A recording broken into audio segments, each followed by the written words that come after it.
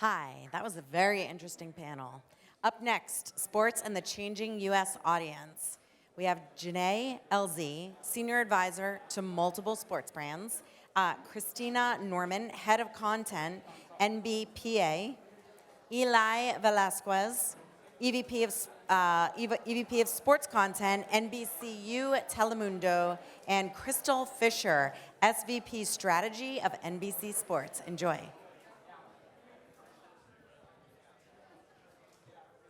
All right.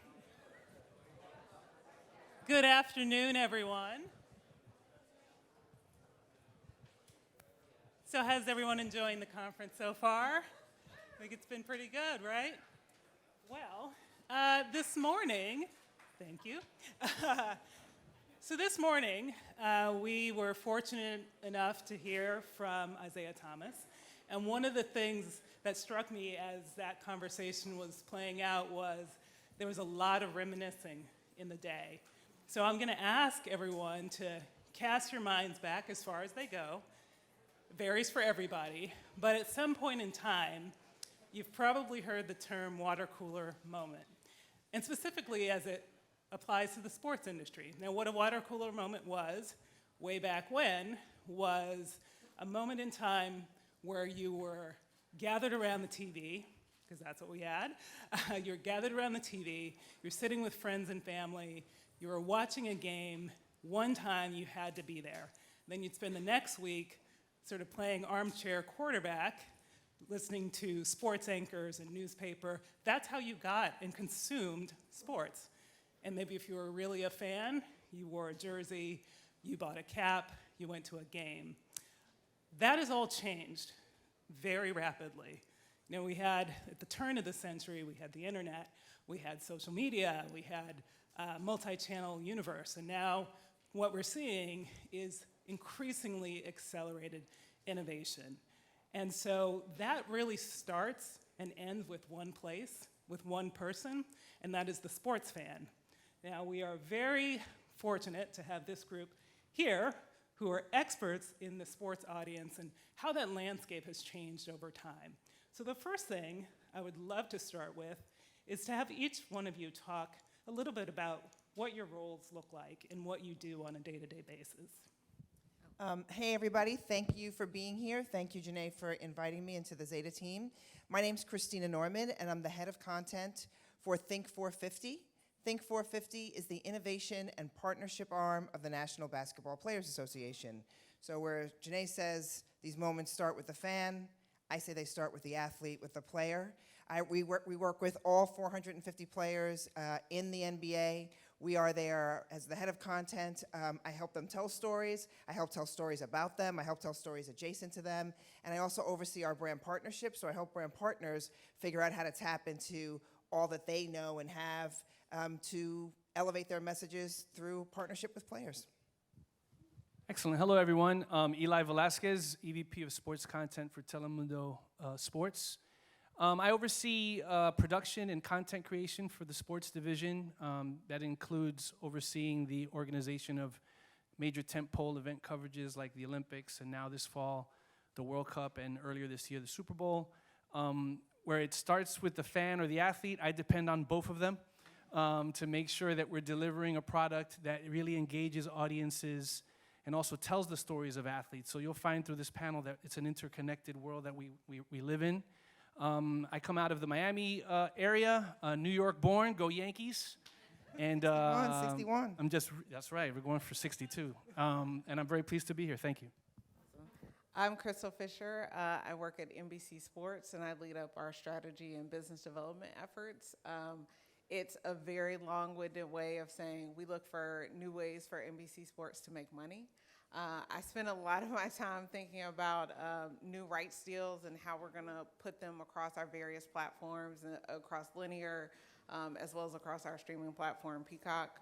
I also look at new businesses that are adjacent in the sports space, really around like the technology area.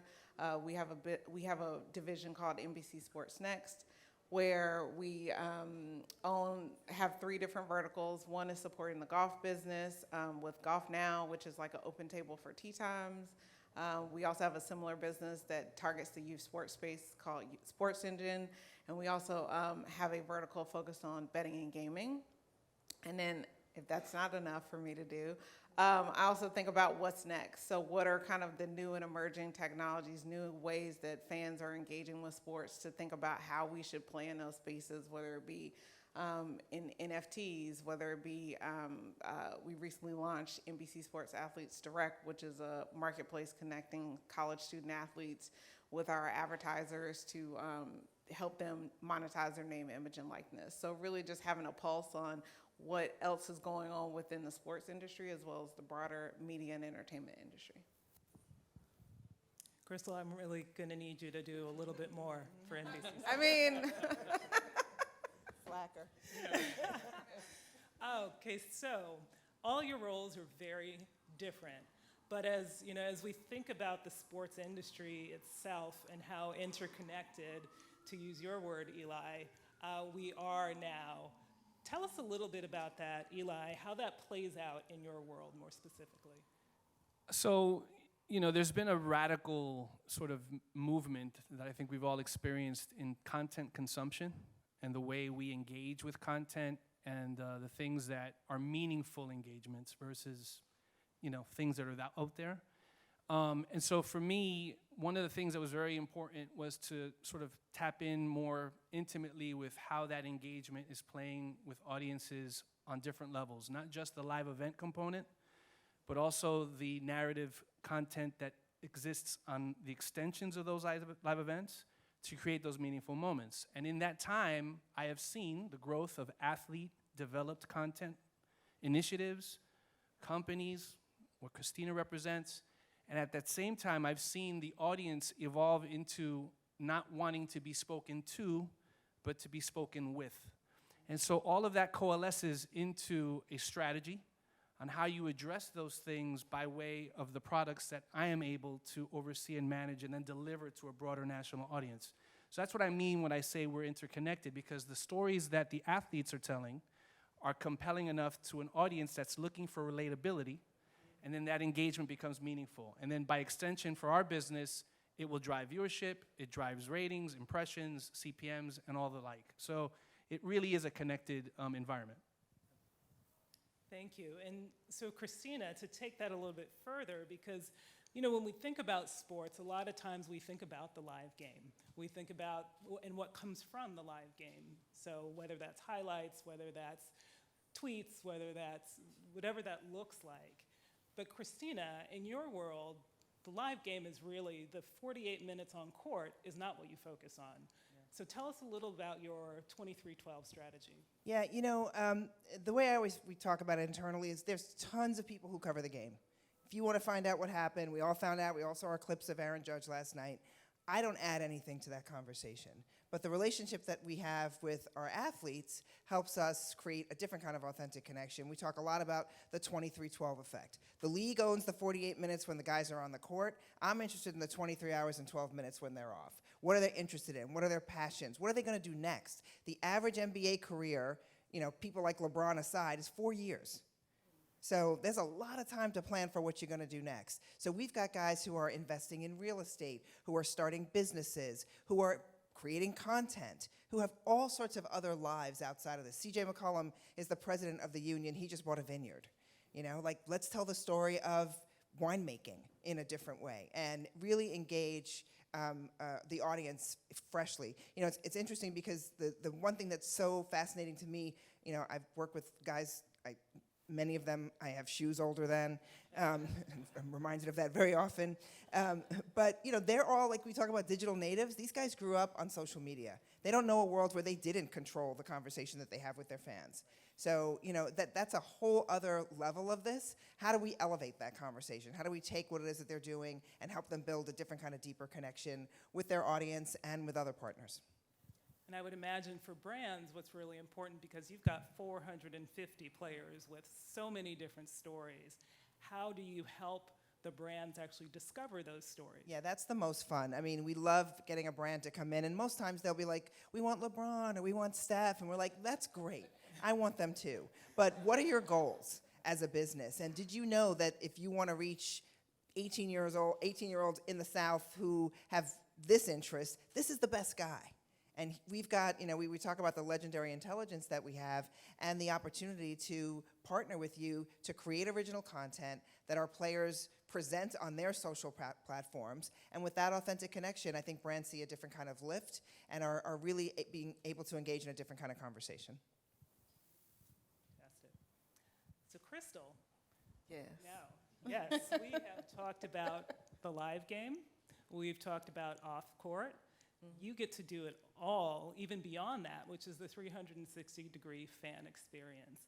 And I'd love to hear you talk a little bit about NBC's strategy, which I believe we can thank a guy named Tiger Woods for, Yes.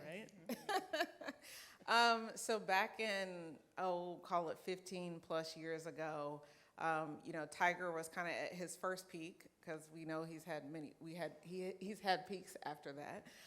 He was at his first peak where he was just dominating golf, and our ratings were through the roof. We had just signed a new deal for PGA Tour rights on the Golf Channel. We had a broadcast agreement and what have you. And one of the questions that got posed to us in our long-range planning was, what are you going to do when there's no Tiger Woods? And that's how we came up with the idea of entering the tee time space. And one of the reasons why we think it's been a super successful business for us is everyone's favorite player who plays golf is themselves, not really Tiger Woods. He's probably number 2 or number 3 after that. And we figured out what's a way that we could connect to golf fans outside of just what we're showing on the course. So about in 2008, we bought one company called Golf Now. We've since done like 15 or 16 additional acquisitions over that time to really build up that business. We've expanded into instructional OTT over-the-top content with our Golf Pass membership platform. We have ways for people to engage with Golf Now through loyalty programs and what have you.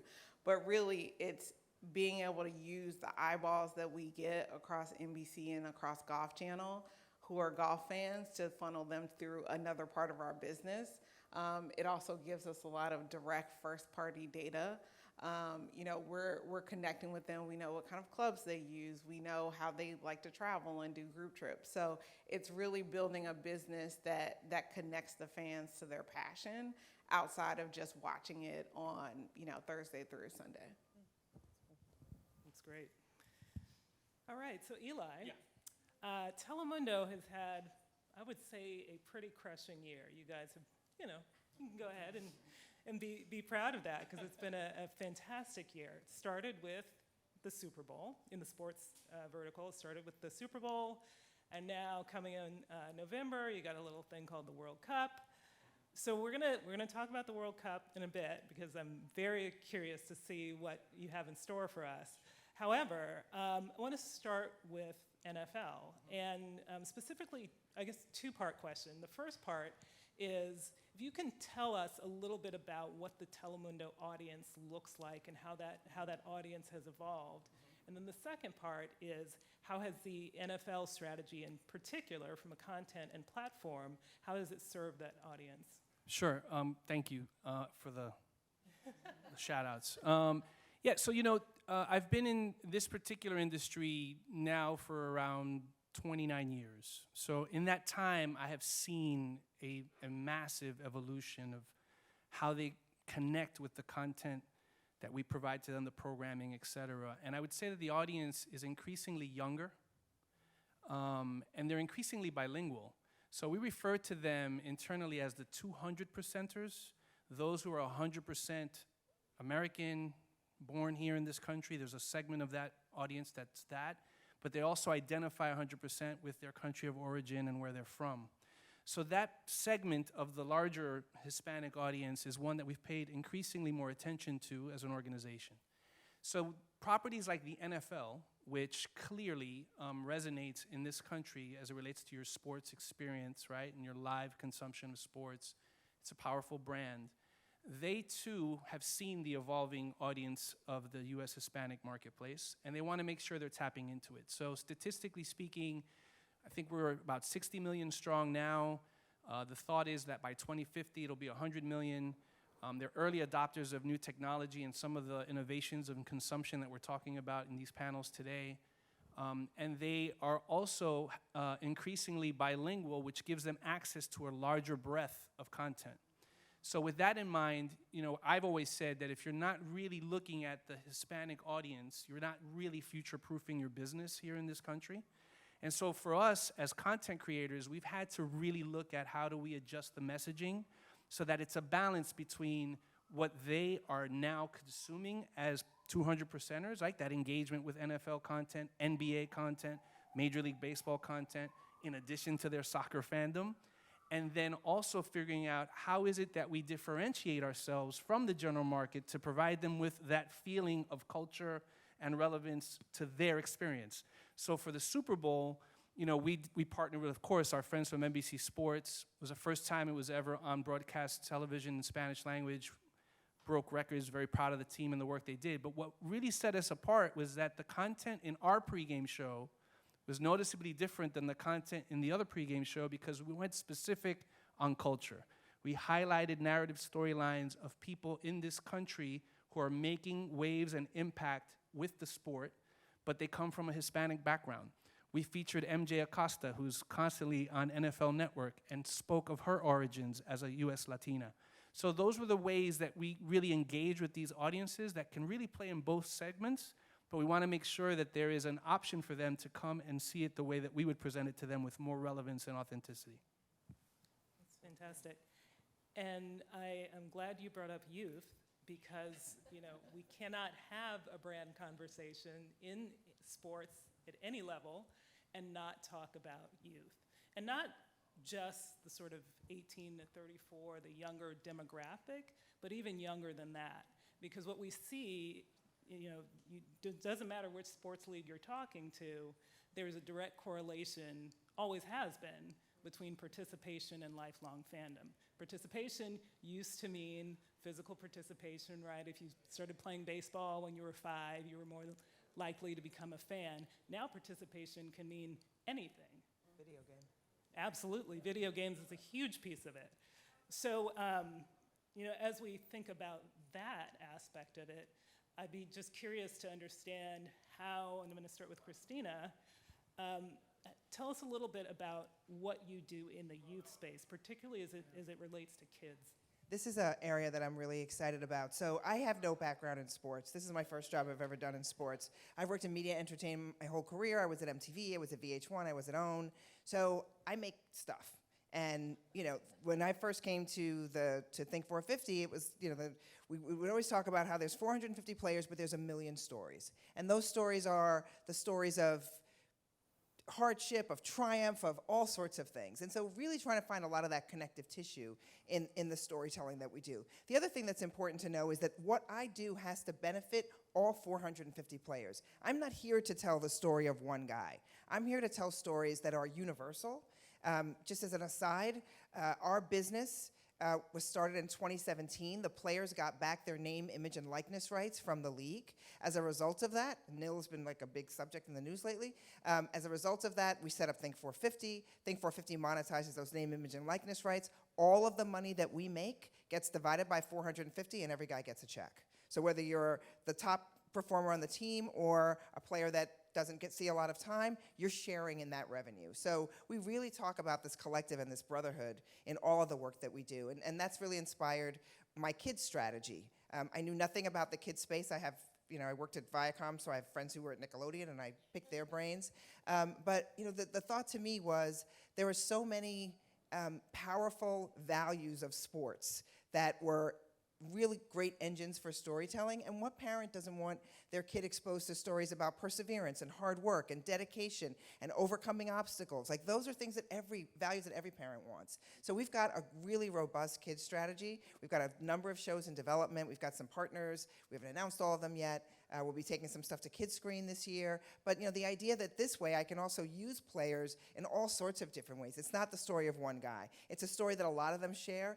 they're animated, so I can use players' voices in a bunch of different ways. 25% of the league comes from outside of the US, so this has a global and international outlook as well. So it's a really, and nobody was doing it. So to me, that was a real white space for us to dive in to develop. 30 for 30 is amazing. I watched the one about the Yankees and the Dodgers the other night, and I love those stories, but I can't add a lot to that canon. So really looking for places where we could add new value and tell new stories, and tell stories, as I said, that benefit all of the players and not just one. And I love what you said about community and values, because as we talk about athletes who are now brands and who have their own platforms, one of the things that the NBA certainly, and the NBA players are certainly known for, is having really strong values and really a big commitment to community. That doesn't always come out when you are seeing the players on the court, so you get to tell those stories as well. And just a quick plug. So we, in 2020, the bubble happened. We decided to go into the bubble, and the idea was that we were going to shoot this film about this amazing time. And of course, the backdrop is George Floyd, and the backdrop is all of the activism that the players came together to fight for change. So we made a film called Game Change Game. It premiered at the Tribeca Film Festival this June, and we are working on our distribution strategy to get it out to the world, but really wanted to celebrate that activism and that change making. That's what NBA players are known for, and really want to make sure that they, that we memorialize that moment and their impact. Thank you. So Crystal, let's tell us about your youth strategy. We've kind of taken a different approach, I think, in terms of targeting the youth market. We, as I mentioned earlier, we own a business called Sports Engine. So if your kids play any like youth or rec sports and have a club membership or what have you, like our software kind of powers that. And, you know, one of the reasons we entered the space is it's very similar business model to what Golf Now is, but it's a much bigger opportunity because there are a lot more kids that play all types of sports besides people who play golf. So it's been key to us to reach that audience in a different way outside of just strict content. And, you know, one of the things we find very attractive with it is it also dovetails nicely with our Olympic rights that we have, because a lot of those same sports are the sports that the youth are playing. I would say from a content perspective, we have done over the years a kids sports show that airs on NBC during like the Saturday, Sunday morning block. We've also done, you know, especially with the Olympics in particular, been very active in terms of finding the platforms where people are consuming content if they're not coming to TV, whether it be TikTok, Snap, what have you, and really just crafting the content for the platform that makes the most sense and is going to attract that fandom. So let's talk about, we've now talked about audiences and how we think about our external audiences. Let's talk about our internal audiences. In one of the earlier CMO panels today, they talked about the increasing need to pull from resources, not just your own resources, but resources within your own company, and who influences you from your organization. So Christina, you mentioned having the blessing and curse of working with athletes who are digital native, who are your customer or your client and your customer. So what are some of the challenges? Actually, they're my boss. And they're your boss. I did forget that. Yes. Yeah. Most importantly, Yeah. yes, you report to them. I do. You know, it's an interesting challenge. I think, you know, the one thing is that the one thing I've learned is that most players are expert at basketball. That's what they're there for. That's what they want to be expert at every day. So the way I think we add value is by bringing them new opportunities, things they didn't think of. So, you know, I think that all of our group needs to, you know, we're very focused on how do we service the players. So whether that's through education and training programs or other kinds of opportunities, you know, you're starting a business. Do you need help and advice on that regard? So I think we really focus a lot around being a service provider in many ways for athletes. And that sort of requires us to shift from, yes, there's a part of us that is, we've got to generate revenue, we are consumer facing, we have to do all those things, and then we have to pivot to the other side where we have to sometimes walk you through how to do a brand partnerships execution. Or, how do you take that idea that you have and blow it up and make it into something else? Eli. Yeah. Hi. Same question. Same question. No. Okay. No, I was going to say, as it relates to how we sort of figure out the fragmentation, it's about trying to be attentive to the different constituents we're serving, right? So whether that's the linear audience that traditionally will come and sample the World Cup because it's that kind of event. We also take advantage of the fact that Hispanics tend to over-index on co-viewing and family environments. So sometimes the youth is served because they're watching it with mom and dad and abuela y abuelo anyway. But then on top of that, because of everything we've been talking about, one of the things that we've tried to do is magnify the offering across our different platforms. So this time around, there'll be a 24/7 fast channel on Peacock for the streaming of the World Cup in Spanish language. That will be complemented by additional programming that wraps around the actual streams of the events themselves, which will be distinct from the programming that I wrap around the linear broadcasts. And again, all of this because we're serving different constituents in a broader audience landscape. And then that will be additionally serviced by a full social strategy with digital franchises and different short-form content plays throughout. So when we try to address youth, or when we talk about who influences the decisions that we make, we're very much audience-focused, but we also realize there's not just an audience. There are many audiences that you need to serve these days, and if you're not thinking about the broader landscape, then you're gonna miss an opportunity somewhere along the line. And the last plug I'll make is for Crystal, because Crystal and I actually work together on a lot of these thoughts, right? So when we go after new acquisitions, we often talk about the different boxes to check along the audience landscape as part of our approach to that third party that we'd like to partner with, right? So it's become a much broader conversation. I didn't meet Crystal until the pandemic started, right? So that's how it's really changed significantly, but I think in a good way. I'm excited about it because, this is the way audiences want to consume their content. They want to be decision makers in that process, and time is precious. So my goal is to make sure that when time is spent, it's enjoyable, meaningful, so you'll want to come back. And I think it was a really interesting point that you brought up. All four of us have one thing in common. We've all worked for studios. Yes. Very large studios. And, the fact that NBC, Universal, and Telemundo being part of the NBCU family, a lot of these sort of working more closely together, because historically, a lot of the media companies, the global media companies, have been very siloed. You got your music, you got your film, you got your television, you've got, within that, you've even got separate groups. And it was only the pandemic where a lot of the sort of true collaboration started. And I think you're right. It's not changing. It's not going back. Hopefully it won't go back. No, and I think as Eli mentioned, we've definitely, we used to be very siloed between Telemundo Deportes and NBC Sports. And during the pandemic, it just made sense for us to work together, especially given our Premier League rights, our World Cup rights, and what have you, our NFL rights, Olympics. Like, we're all producing a lot of the same content for different audiences. And I think having that connective tissue, like both in executing against our current rights as well as looking at new rights, is super helpful in terms of we can bring the full package, whereas, there's another Spanish language, but they don't have the equivalent of NBC with them. So we make a compelling team. Fantastic. Well, we are almost out of time, so I'm going to ask one quick question. It can be a one-word or one-sentence answer. But for audiences, where do you think we go from here? Very easy question. Super fragmented. I think it's got to be super targeted depending on platform. More investment. Oh, sorry. Whoops. More investment in being meaningful.